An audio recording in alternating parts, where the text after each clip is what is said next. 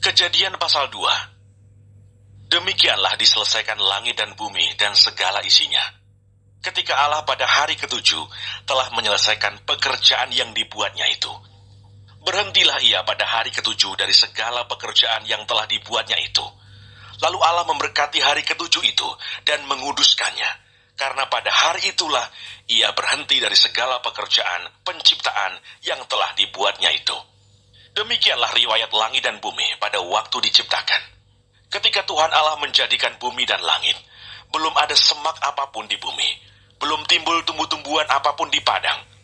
Sebab Tuhan Allah belum menurunkan hujan ke bumi, dan belum ada orang untuk mengusahakan tanah itu. Tetapi ada kabut naik ke atas dari bumi, dan membasahi seluruh permukaan bumi itu.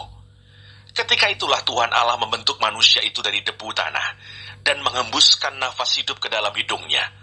Demikianlah manusia itu menjadi makhluk yang hidup. Manusia dan Taman Eden. Selanjutnya Tuhan Allah membuat taman di Eden, di sebelah timur. Disitulah ditempatkannya manusia yang dibentuknya itu. Lalu Tuhan Allah menumbuhkan berbagai-bagai pohon dari bumi, yang menarik dan yang baik untuk dimakan buahnya. Dan pohon kehidupan di tengah-tengah taman itu, serta pohon pengetahuan tentang yang baik dan yang jahat. Ada suatu sungai mengalir dari Eden untuk membasahi taman itu, dan dari situ sungai itu terbagi menjadi 4 cabang. Yang pertama namanya Pison, yakni yang mengalir mengelilingi seluruh tanah Hawila, tempat emas ada. Dan emas dari negeri itu baik. Di sana ada damar bedolah dan batu krisopras. Nama sungai yang kedua ialah Gihon, yakni yang mengalir mengelilingi seluruh tanah Kus.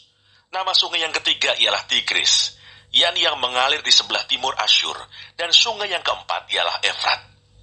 Tuhan Allah mengambil manusia itu dan menempatkannya dalam Taman Eden untuk mengusahakan dan memelihara taman itu. Lalu Tuhan Allah memberi perintah itu kepada manusia. Semua pohon dalam taman ini boleh kau makan buahnya dengan bebas. Tetapi pohon pengetahuan tentang yang baik dan yang jahat itu, janganlah kau makan buahnya. Sebab pada hari engkau memakannya, pastilah engkau mati. Tuhan Allah berfirman, tidak baik kalau manusia itu seorang diri saja. Aku akan menjadikan penolong baginya yang sepadan dengan dia.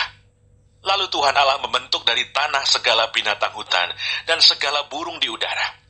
Dibawanyalah semuanya kepada manusia itu untuk melihat bagaimana ia menamainya. Dan seperti nama yang diberikan manusia itu kepada tiap-tiap makhluk yang hidup. Demikianlah nanti nama makhluk itu. Manusia itu memberi nama kepada segala ternak, kepada burung-burung di udara, dan kepada segala binatang hutan.